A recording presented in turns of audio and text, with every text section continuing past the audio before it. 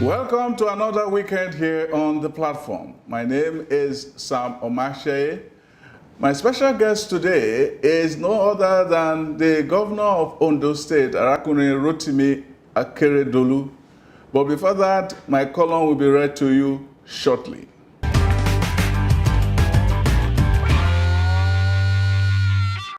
The story is told of an act of benevolence that went awry. It was Lateef Jakkande's example of looking a gift horse in the mouth. He was no longer governor, and somebody thought the man with his mammoth legacy ought not to ride in a crawling contraption. The man sent him the choicest of cars, a Mercedes, but the former governor was not impressed with the German invention. He did not want to appear ungrateful, and so he called his benefactor to say thank you. As an aside, he inquired in what dealership the car lay before he quietly sent out money to his home. He just wanted to know. The unsuspecting benefactor told him the truth. Jakannde quickly returned the car to the shop and asked for the refund. The dealership obliged. After all, it was Jakannde, and he probably bargained a profit for the sellers. That was Lateef Jakannde, known as LKJ, the first civilian governor of Lagos State. That anecdote was an emblem of the austere politician, but it showed that he was simple but cunning. Yet he would rather be cunning than showy or false. In spite of all I saw of the man in public places, I always wondered why I thought that the man finished his life story many decades ago when he completed his tenure as the chief helmsman of Lagos. His song grew dark after that. He seemed to have spent the rest of his life trying to recreate that grandeur, that moment in the people's graces when some called him Baba Kekere, when he became a synonym for political stewardship, when many saw him as heir to the greatest Nigerian ever, Chief Obafemi Awolowo. The days of his visionary audacity, when he challenged governance and proved at once to be the litmus test and success, to be the visionary and implementer, the talker and doer. He embodied the dream fulfillment. It was the time when he collapsed day and morning schools, when he turned his mockers into a hallelujah chorus, when they said he built poultry sheds as schools and the same products are more brilliant than their children. When the people choked under landlords or under the sun, he built them sprawling shelter. When they thirsted for knowledge, he gave schools. For more knowledge, he erected a university. He opened roads and subdivisions. He started the inlets into what is Lekki today. He saw tomorrow, but he wanted to be there, not like the children of Israel who did not see the promised land. Jakannde planted and reaped. But what aches this essayist was an episode in the aftermath of LKJ's turn as minister under the Abacha junta. It was because he did not leave the junta when everyone said he should. The story had it that he had warned Abiola and the June 12 caucus that no one should trust the soldiers when Abacha teased them with offices and promised to leave the office in 6 months. Jakannde joined as works minister. He worked well, but his performance did not invest him with the spectral dignity of his time as governor. But that was beside the point. When the time came, he remained with the junta when the rest of his homeland burned with rage against the goggled brute. That chapter casts a shadow on our Jakannde, and history will have to script whether all he did in material terms could overshadow his act of looking the other way when his people groaned under oppression. Now, welcome back to Big Talk. My big guest today is Arakunrin Rotimi Akeredolu, Governor of Ondo State. You're welcome to this show, sir. Thank you. It's a great pleasure to be with you. My pleasure, too. You are now going into your second stewardship in office, what would be your focus? Oh, well, great question. What I intend doing really is, one, to round up a few projects that are on hand that 4 years was not enough to complete. I give example. We tried to put up 500-bed teaching hospitals in Akure and Ondo. It's something I believe we should be able to complete, even within the first year or 1.5 years when we come in. But we started over a year ago. Now, I'd always been convinced that for Nigeria and in the interest of this country, that with the draft that we have at our own coastline in Ondo, which is over 12 meters, one of the deepest you can think of, we need to have a port situated in Ondo. And that's been a goal since I came in. Even before I came in, I felt that, look, whatever it is, from the south, the fortune of this state can come. And that would need also have a seaport. And that seaport will allow for the free trade zones and other zones that are there. We work with Ogun State, we work with every other state that are neighbor. So I believe that, look, it's a project that is of the utmost interest to me. And I believe that I want that port declaration in my first year as governor, because I have spoken to so many people. Dubai World, we've been to Rotterdam, we've been to China. People have shown interest because it's going to be the port for West Africa. Some people have said that people think that you have to have money before you have development. And I've spoken to 1 or 2 governors who say it should be the other way. That you should have development ideas, then the money will come. But if that is the case, why is it that many executives always feel that they have to have money first before they have development? No, I think I agree with those. I belong to that school of thought that when you have development ideas, money will come.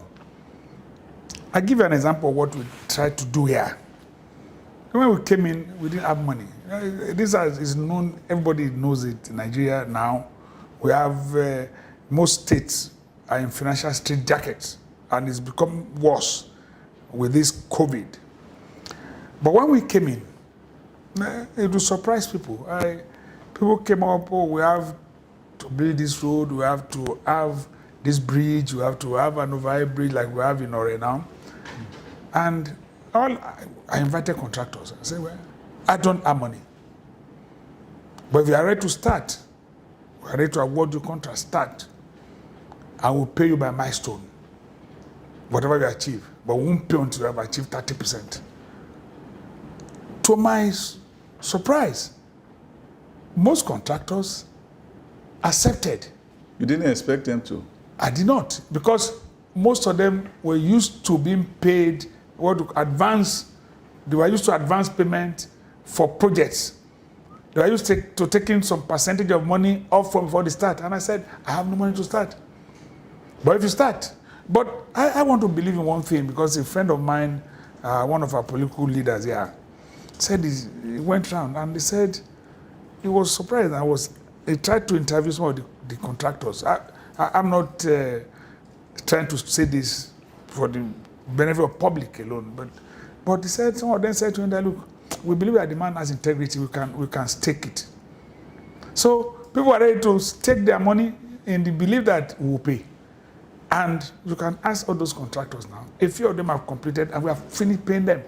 We were paying, pay small, whichever one we do it by installment. But when you must have done your construction, your road work, whether it's the asphalt lane, whichever one you want to do, you must have attained 30% before we start paying. And when it got to a point, And I was afraid because so many other contractors were ready to do the same thing. And I said, no, you will put me in trouble. I will probably, at the end of the day, end up chewing or biting more than what I can chew. You are not only a governor now, you have been accomplished in your profession as a lawyer, as a senior advocate, and you have once been the healthman of the Nigerian Bar Association and so on. Do you marry the lawyer, the advocate, and the governor together? It's been a tough thing. Interplay. Yes. It's not an easy thing. Seriously, I find it difficult, particularly with the political class. They are a different kettle of fish, totally different. I'm like somebody coming from a different milieu. It's not like the one they are used to. And a few times I put my feet down and I said, this is what I believe. And I think with time, they've just come to just appreciate my own position that, look, when this man takes a decision, it's not probably going to change.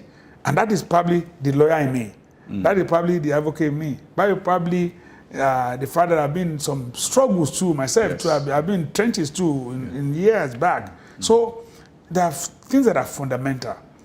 But at the end of the day, I will have to bend over backward on matters of politics in a number of instances.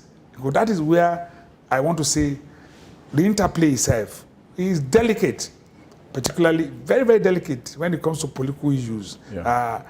I'll give an example. When we came in, my political colleagues believe that, look, the contract is, we must have it here and there. I said, if you have the money to do it, do it. If you don't have the money, I'm not giving contract to you. You are not special about it. Nothing special about any political class.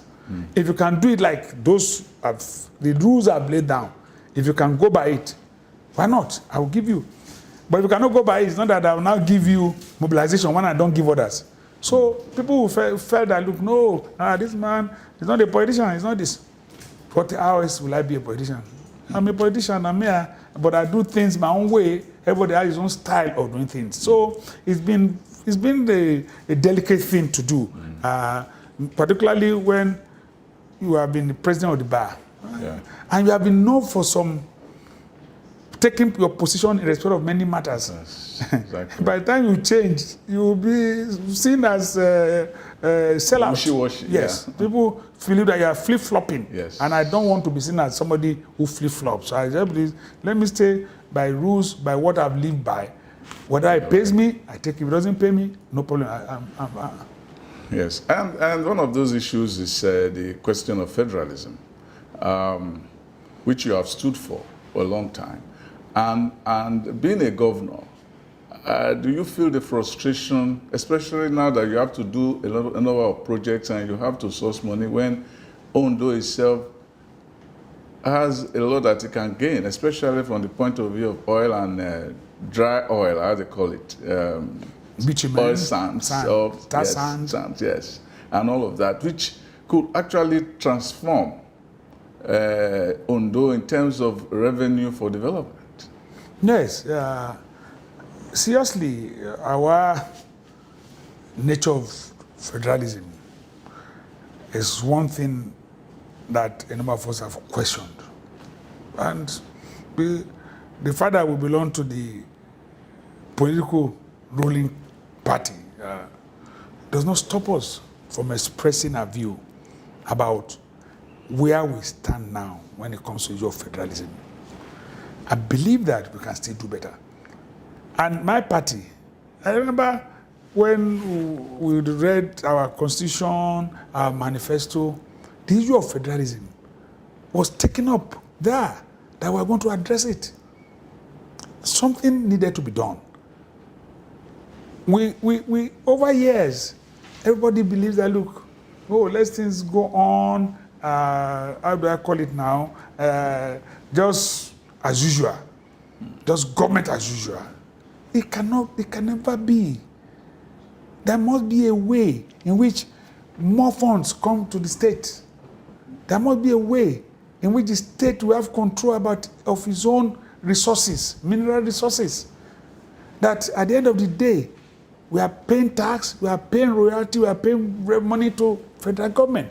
There are a lot of money in the federal government now that the states are lacking. There must be a way in which resource control must come to be debated. Our fiscal policy must be debated. We must be able to come back to table, to sit down to talk on this. When you talk about restructuring, you talk about this, it's not issue about how to for all of us to go our different ways. No, it's not dividing the country. It's that, look, things don't go on like this forever. Even in advanced countries, they are sitting to discuss. I remember at the point in Britain, where we common law and co, people still sat down to review the laws, sat down to say, this and so number of years is what judges will use. People still sat down and said, they agreed and said, okay, lawyers don't need to wear their gown to court. Things cannot be static. So we must be able to sit down to discuss. But people are afraid, most of us are afraid. People believe, oh, when we do that, we want to break the country. No, we will not break this country. I'm one of those who want to advocate for a one Nigeria. For many reasons. Personal and otherwise. But I believe that we must sit down to discuss. It has been very difficult. So difficult. And it's not one of the issues has actually been the concept of state police. It has been very difficult because some people believe that state police itself is another avenue for creating state dictators, that the governors will have too much powers and can wield that with the local police and become tyrants at home. So we should leave the powers with the president. So we should build a president as the tyrant. Is that the suggestion? So that is the reasoning. That is, yes, if you look at it. But that would not be correct. No. Mr. President today is not the tyrant. And the issue of state police is gained momentum. Initially, we had opposition from some part of the north. Today, some of them are... They have supported. They have even come up, yes, to support it, because everybody has found out that level of insecurity in our respective state demand us to be part of managing that security. And the only way we'll have it will be effective, the way we look at it, is that there must be state police. I mean, today now you have regional police, call it whatever name, Southwest Security Network, the Eastern, the Eastern Security Network. Before us, we have had Northern Security Network, yes, by whatever name they call it, if you are a shifter, what they call it, and in their own case, they won't carry on, they have been before us. Yes. So what we are doing is not something so new. But because we came up and said we are going to do it, maybe some people felt offended, people reacted to it. But I thank God that we had to put our feet down. And look, it's for what is the essence of our election? We were elected to protect lives and properties. So what else? We will now leave our people. They will be killed and they die in their hundreds. Yeah. I will just keep quiet. No, it is not. So that brings us to the Forest Reserve and the ultimatum issued. That is to the herdsmen in the forests of Ondo State. And it generated so much controversy. First, what led you to that point to issue that ultimatum? No, I must tell you, Sam, you know, I've been here for over 4 years, and I've gone through a lot of trauma. Trauma when I'm confronted by the people who voted me in about the level of insecurity that are giving rise to kidnap, rape, murder, and so many other things. Destruction of properties and farms. Particularly when it comes to farms. Farms mainly are herders-farmers conflict. So the issue is that we try to resolve. I feel, look, yours is an economic venture. My farm is an economic venture. Just like Yoruba will say, you cannot, through your economic venture, destroy my own venture. Yes. If you stray into it, you call it straying. If you get to it, then you must pay if you destroy it. That we try to enforce. We did not gain a lot of traction. Why? No, until Amotekun came. So Amotekun was able to now come up and put his feet down. If you destroy a farm, they will seize your cow until you pay. So that we try to solve. There was no problem about that. But when it comes How did they react to taking Amotekun taking their cows? What would they do? The way Amotekun takes the cow is not one they can challenge. So we are not going to go into that. The cows are arrested. They themselves will have to beg for their cow to follow them. So let's leave that to Amotekun and Co. and the way we want to handle it. So the important thing really is this. Now, the issue of kidnapping was escalating. And I said, what do we do? Okay?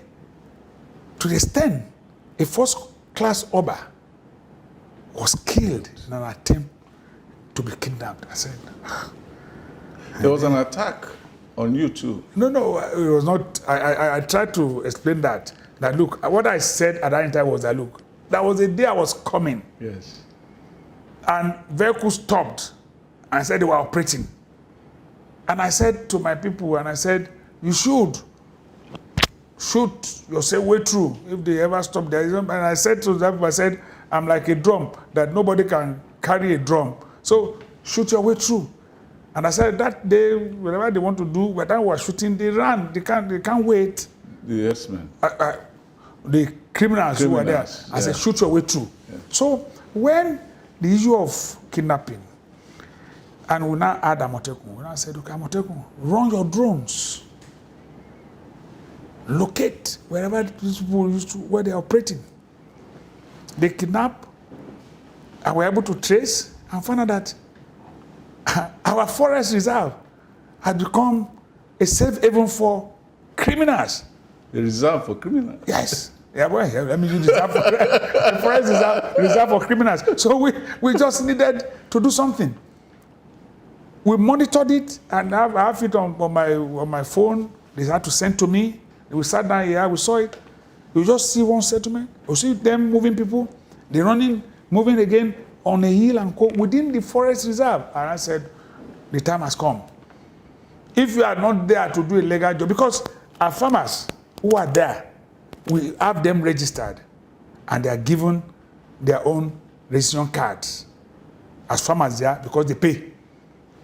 Because I personally changed the operation in the forest reserve. I knew that the forest reserve was meant for this, but a number of the forests already deforested, and people were farming there. And before I came, government after the order used to destroy, they would not allow them to farm. I said, okay, farm, get yourself registered, we'll know you. We'll make some money from it too. So, and I said, look, okay, the time has come. You have to be there doing a legitimate job. If you're not there doing a legitimate job, you have to leave after 7 days. And at the end of the day, those who are affected by what we call the ultimatum of 7 days are those who are carrying out criminal activities. If you are doing a legitimate job there, nobody's going to disturb you. If you are registered to be in the place, nobody's going to disturb you. So if you are not registered to be there, what are you doing there? That is our own position. So it's those who are involved in criminal activities, even the Tiala and Co, because they were here when we took that decision. They understood and agreed. Why? Because from their own argument on that day, they also said to us that they are victims, that their cows are being rustled, and that they themselves, those people are probably, they also confess that a few of them or some of them are herdsmen who probably have lost their means of livelihood have now taken to crime. And I said, then they are not your members. You cannot defend them. We know what we have to do. Since we do Amotekun, we'll go with them. Go with them. Anybody we find there that is involved in criminal activities after 7 days, we'll flush them out. That's how what happened. The second half of the interview will continue next week.